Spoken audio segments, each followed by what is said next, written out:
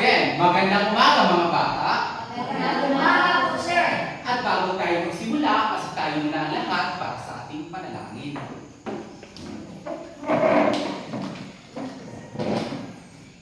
Amen.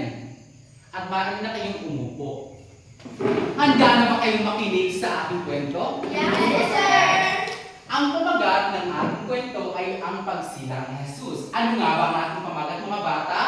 Ang pagsilang ni Jesus. Very good. Ang pagsilang ni Jesus.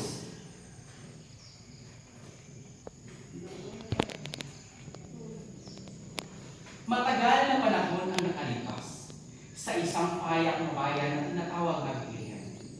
Isang himala ang naganap sa isang maliwanag na gabi. Isang sanggol ang sinilak kay Maria at Jose sa isang simpleng sabsaban na napalibutan ng mga hayop. Ang batang ito ay si Jesus. Sino nga ba yung bata, mga bata? Jesus. Very good, si Jesus. Isinugo ng Diyos upang magdala ng pag-asa, pag-ibig at kaligtasan sa mundo. Habang baki si Jesus, naging malinaw na hindi siya karaniwang bata. Siya ay matalino at puspos haba.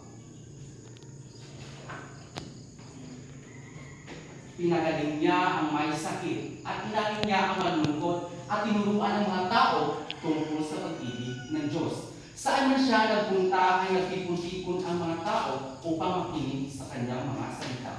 Nagturo rin siya tungkol sa pagpatawad, kabutihan at pagmamahal sa isa't isa kahit sa ating mga kaaway. Ano ang tinuro ni Jesus, mga bata?